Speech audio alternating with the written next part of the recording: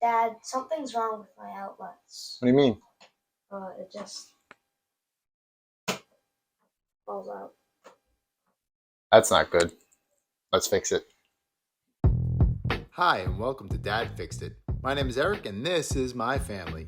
We're a family of 6 living in the Northeast. As you can imagine, life is pretty expensive.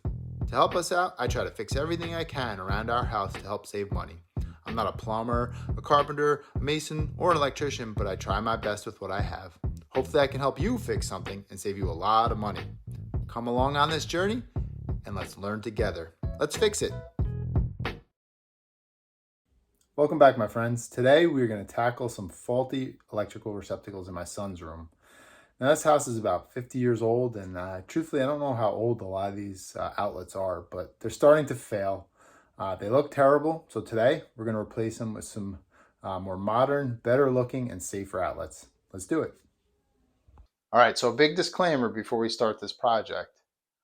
I'm not responsible for anything you do. If you electrocute yourself, burn down your house, I'm not responsible. I make no claims of being an instructor or a qualified electrician or anything like that. I'm just showing you how I do it, what I recommend. Check with your local municipalities. Make sure that you're allowed to do it yourself. In a lot of places, you're not. You have to hire an electrician. And also make sure that you have the right tools and the equipment that you need to do this properly. If you're scared of it, don't do it, because that creates a dangerous situation.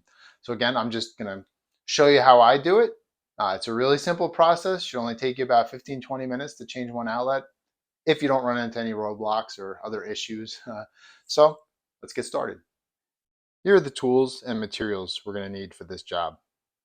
I like to have some pre-made pigtails in the appropriate size conductor made ahead of time, so I don't have to sit and skin wire while I'm in the middle of the job. We're going to grab some grounding screws just in case there's an issue with the ground, some yellow and red wire nuts, a pair of wire strippers. These are the automatic variety. There's tons of different choices out there for that. A pair of lineman's pliers, some small flathead screwdrivers, and a regular Phillips and flathead, a circuit tester, sheetrock knife, some tape. Now, I'm a bit of a tape snob. You can use the regular Temflex 1700 cheap tape. I don't like it. I prefer the Super 33 Plus. This stuff is incredible. It stays flexible in extremely cold temperatures, doesn't leave the sticky residue that a lot of the cheaper tapes leave. It's more expensive, but to me, it's completely worth it. We're going to grab some new receptacles. I go with the tamper-proof variety. I think it's worth it to spend a couple extra pennies on these things. We have small kids, so putting those really annoying outlet covers on here and then trying to pry them off every time is so annoying. So this handles that and looks a lot cleaner. We've decided to go with the screwless wall plates all throughout our house. And these are a little bit more, but I think they give a much more clean and elegant look. So we do all the receptacles and the light switches with that. And of course, safety glasses. Always need safety glasses. You do not want to catch a little piece of copper in the eye. All right, let's do it. The first step in this project is to make sure that we're working safely. So we're going to use the circuit tester. You may have seen in another video I did. This thing's fantastic. We could use a fluke. We could use one of those non-contact induction testers. I don't really trust those. This is kind of in between. The fluke is the safest, but this gives good indication as well. So you can see that right now we do indeed have power. So what we're going to do is we're going to go head down to the breaker panel, shut the breaker off, and make sure that those lights all go out. You can see I have this one already labeled, and it is indeed a 15 amp outlet. So we are going to just simply shut it off. We can see that indeed the lights are out, but I also like to do another positive check and then a negative check to make sure that this unit didn't fail. Is it possible? Yes. Is it likely? No, but better be safe than sorry. So let's pull it out and we'll go test it in an outlet we know should have power. This outlet should have power. And we have lights. Plug it in and we have no lights. So we're safe to work. All right, so let's start by taking off the cover. I don't know what we're going to find here. I found some pretty scary stuff in some of the outlets I've done already. And this house also has all metal boxes, and it's wired with BX or armored cable. Funny story about BX. From the research I've done, why it's called BX um, is because it was invented for the Bronx, New York, when they first started using electrical wires. They had such serious rat problems in the Bronx that they'd constantly chew through the Romex or the regular, it's either cloth coated wire at the time or just unprotected wire. So they had to come up with a new way to make wire and protect it so the rats wouldn't eat through it and destroy the circuits. Pretty gross. Still a big problem in the Bronx.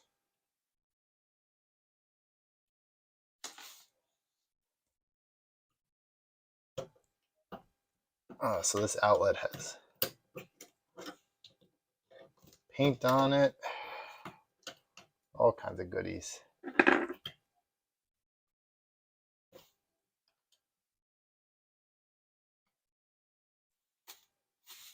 That's pretty gross.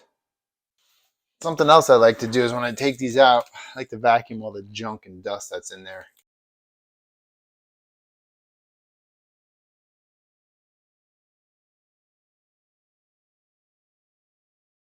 Now what I want to show you is that these are wired in a way that I don't approve of. I do not like this.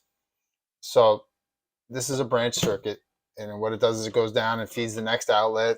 The lights and everything are on the same circuit. But what they did here is they used these push to connect style connectors. These things inevitably fail. It's always better to make a loop and actually use the screw connector. But you got incoming power and outgoing power to the next one, and it's relying on now two of these connections to feed the rest of the circuit wherever it may go in, whether it's going to the next outlet, whether it's going to a light switch. Oftentimes you can just wiggle these and you can see that they're loose. Look at that. They don't make good connections. Bad connections equal heat.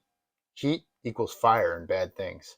So what we're going to do is we're going to use wire nuts, tie all these together, and use one pigtail coming off to wire the new outlet. So let's do that. So you push with a screwdriver to release. Push.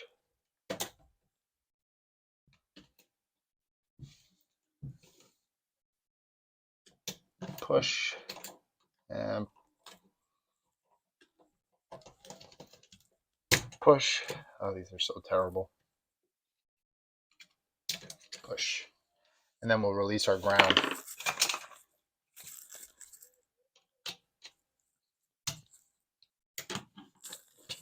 Sometimes these are a little hard to get off.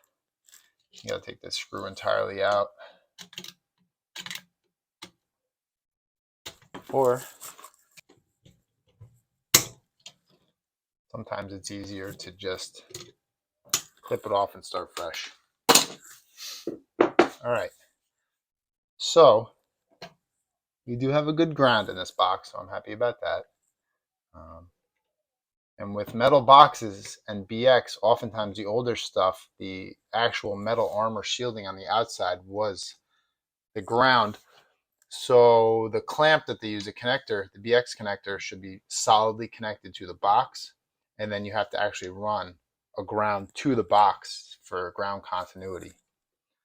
So what we're going to do here is we're going to make sure we separate. We know what we have. You can see there's an incoming and outgoing. I don't know which one is which, but since we're going to tie them all together, it really doesn't matter. Now I showed you before that this is a 15 amp circuit, so that means we're using number 14 wire. This actually looks a little, possibly like it might be a little heavier, but you always want to at least go bigger gauge if you have to do anything. Never go smaller. So 15 amp circuit, number 14 wire. 20 amp circuit is number 12 wire. You can always use 12 on a 15 amp or a 20 amp, but you never want to use 14 wire on a 20 amp circuit. That's dangerous. I'm going to examine the wire here. You can see that some of it has some nicks. If you see some nicks in the wire, you don't want to really reuse that part. You're better off cutting stripping it back and using a new section, because anytime copper gets nicked and then you bend it, it just snaps off, and that's a problem, obviously. So let's go ahead and think some of these we're going to restrip a little bit. So we have a new neutral. I want to make sure we start with a clean end. I'll strip that off. Usually about 1 inch is good. Maybe a little more. And you want to straighten your wires out too before you try to strip, because if you do that, if you're using one of these automatic strippers and it's bent, it's going to have a hard time pulling against that bend in the copper, and oftentimes it'll end up nicking the wire. I'm nicking the jacket. You don't really want that. And then I'm going to cut off where I see there's a little bit of a nick. I'm going to strip a little bit more off of this guy as well.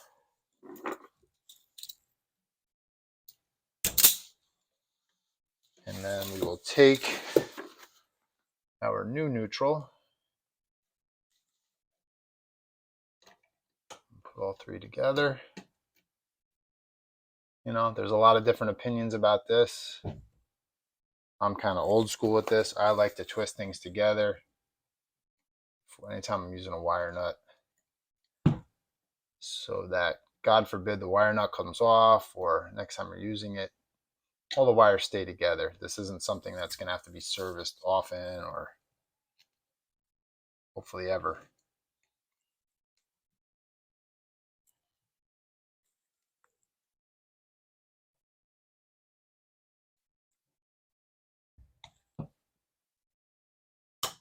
But it's on there secure. Everybody's happy. Throw a wire nut on. And I'm a little old school. I like to put a little tape on there. Okay, so now what we can do is we can tuck that neutral back up into the box. We have our new neutral ready to come. It's a little bit short, but could have used a longer pigtail. I'll cut a little off of these ones. These are the hot legs. The black is hot. Because I see a couple little nicks on there. I don't like that.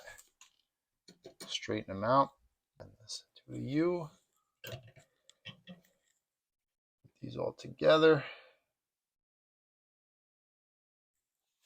You can see that one's a little bit long, so we'll just cut the excess and then twist.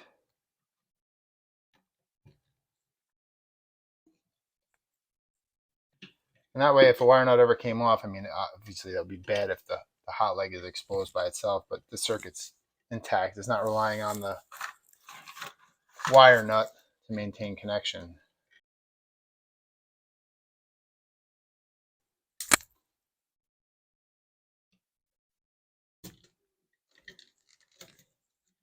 And the tape also helps prevent anything from accidentally poking in there as well. Hot leg, we can fold this one up in there too as well with the other neutral. Strip them a little more off of our ground. All right, so now we have our new receptacle. Your ground is always going to be on the same side as your neutral. And if you look at a receptacle, the small winking eye, if you look at it like a face, is always going to be your hot leg. Neutral, hot, ground, always going to be like that. They're kind of color coded in the back. They used to be darker for the hot leg, but now they're like a brass color. The silver color is supposed to represent the white, green, ground, and that's how you hook them up. But again, your neutrals and your ground will always be on the same side of a receptacle. So I always like to do the ground first. Sometimes I'll put a little hook on it. And you always want the hook to go in the direction of tightening so that it grabs it. And as it's tightening it, it doesn't want to loosen it, but only tighten it more.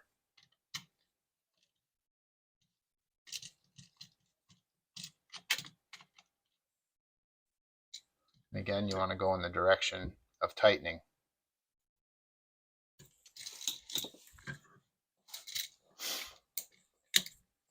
And it doesn't really matter which one you hook it up to. You do want to tighten down the other one. Okay, those are tight, nice and tight. Flip it over, we can do our hot leg now. You see the end of this I don't really like, so I'm just going to cut that off. Strip back a little bit more. This guy, like again, about an inch.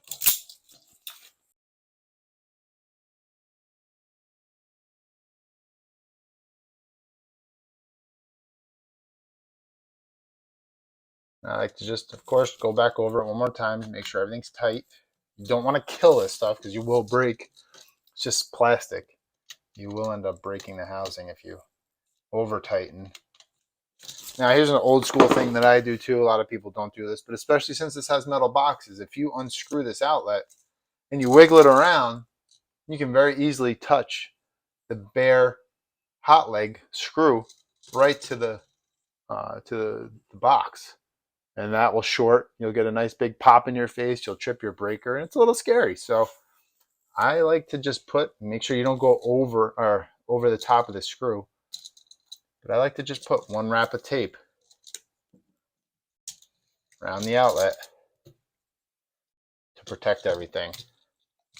It's not as pretty looking, but it's safer. So now, if I should take this out in the future and accidentally bump the box, I'm not making contact. There's tape there. These are pretty deep boxes, and you can make a little bend in your wire so that as you're pushing, it kind of accordions on its own. And then we'll just screw this in and tighten it up a bit. And this is something that has some adjustability to it, depending on how. So you can see this box sticks out a little bit past the drywall. Not the best situation.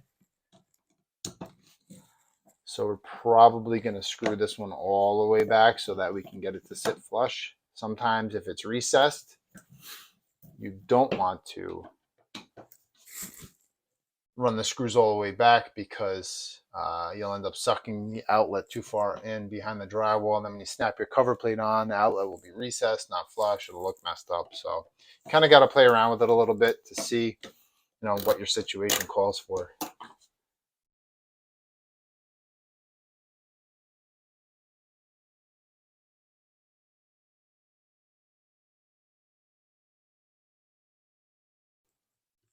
All right, so now we're going to go ahead, grab one of our cover plates.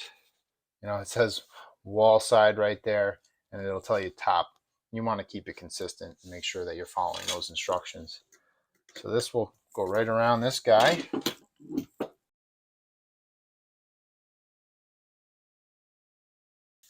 And then we're just going to simply make sure we go top. And just snap it on. And that's it. It's nice and flush. Looks straight. Back at our breaker. Turn it back on. Oh, there's obviously a smoke detector hook up to that one as well. Let's go check our outlet. So you can see we do indeed have both lights. The two outside lights show us that we have correct wiring. Obviously, we don't need to. We can check the bottom too. Two outside lights, circuit's good. We now have a nice tamper-proof Decora outlet installed. I'm going to do the other two. I'm not going to bore you with that. But that's pretty much how it goes. It's easy as that. So I hope you found this useful. I hope you were maybe entertained at least. This can be really easy. Again, if you're really nervous around electricity, you don't have the proper tools, and especially the proper testers, don't attempt this yourself. Again, check with your local municipality. Make sure that you're even allowed to do this, because in a lot of places, you're not even allowed to touch this yourself. You have to hire an electrician. I'm not responsible for anything you do. This was just how I did it. I'm not an electrician. I'm not an instructor. I'm not responsible for anything you do. I assume no responsibility. I'm just kind of showing you what I did. So hopefully it's useful. Hopefully it helps save you some money. See you next time something breaks.